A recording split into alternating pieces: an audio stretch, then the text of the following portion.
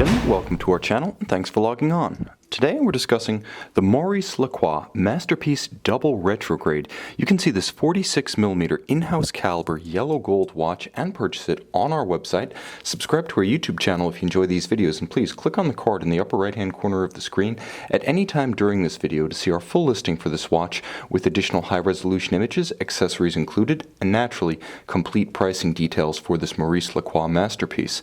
Now on my wrist, 6 1/3 inches, 16 centimeters in circumference, this watch must be one of the largest yellow gold references available in modern horology. 46mm across the round of the case, not including pusher adjusters or crown. This timepiece is mammoth. For the most traditional of golds, it's a combination you rarely see. Modern oversized watch proportions and yellow gold, the most traditional rendition of the famed precious metal. But it works here. And in fact, there's more than just gold going on. We'll get to that in a matter of moments. But first, the span from lug to lug might surprise. At 46mm, you could expect this watch to span anywhere from 55 to 57mm laterally across the wrist, but it's actually a fairly compact 52.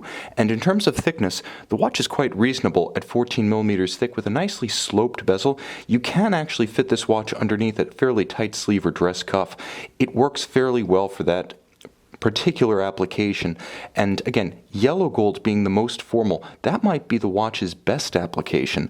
But in terms of ergonomics, this double retrograde has a couple of other tricks up its sleeve, or rather up mine.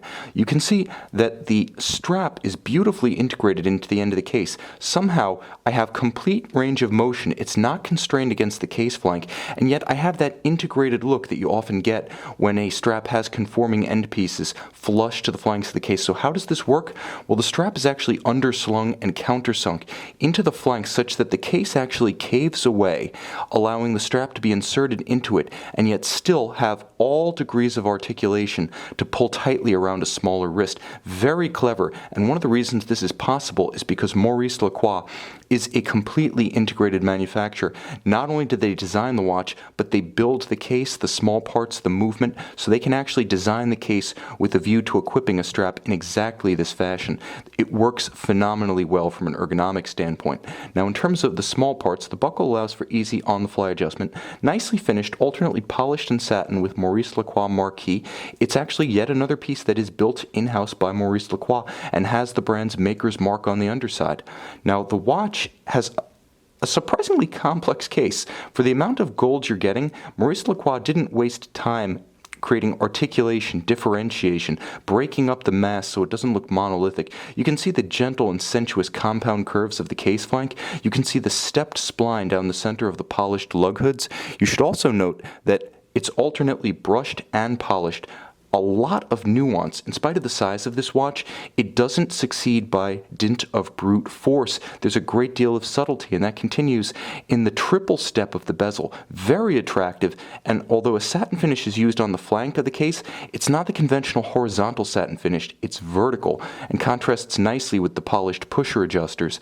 Now remember, I mentioned that this watch also had some silver to its story. Silver and gold, and you get both. 18 karat gold for the case, and 925 silver for the dial. It is a solid disc of silver, in fact, with a very faint vertical striation to its graining. It's a cross between matte and grained, and it works spectacularly well. Doesn't explode in the light so much as it glows, with a nice sort of dying ember aesthetic to it, albeit in silver. It's frosted and nicely warmed in spots by the application of yellow gold to differentiate it, and guilloche to create several focal planes.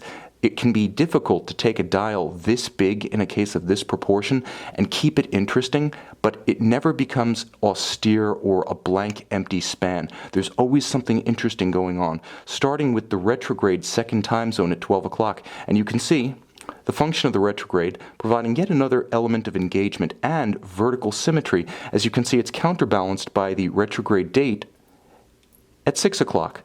Now you have a power reserve scale at 3 o'clock, and that's keeping track of the manually wound 52-hour power reserve of the timepiece.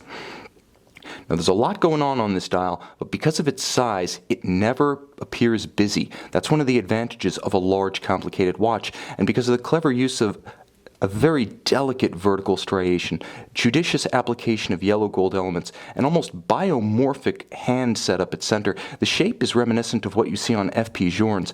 The watch never seems sterile or empty. It's a beautiful balance and in epic size, as is the case back. Now here's where the watch gets really interesting. You have entirely gold-plated gilt bridges, gorgeous screw sinks, beautifully polished screw heads, as close to black polish as you're going to get outside of a Swiss Big 3 house on the Swan's Neck regulator of the 18,000 vibration per hour balance. Now there are 52 jewels here. The watch does feature a Maurice Lacroix module on top of its base caliber, which, though inspired by a high-grade Unitas 6497, is actually built in-house along with all small parts by Maurice Lacroix.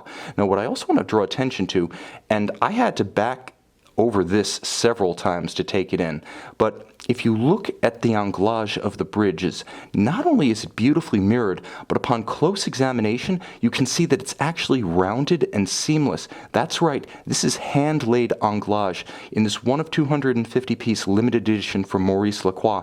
This is as big and broad and beautiful as hand-laid anglage gets, and I'll even commit a little bit of a heresy here, but if you've seen FP Journe movements, which have a similar gold aesthetic, admittedly solid gold in the case of Journe, Journe uses filings to draw the bridges, doesn't actually create that mirrored anglage. Maurice Lacroix goes one better. And again, when you examine this under the 10 power, 12 power, 20 power loop, you must come to the same conclusion that I did. This was done by hand, and that is exceptional for a watch in this price range.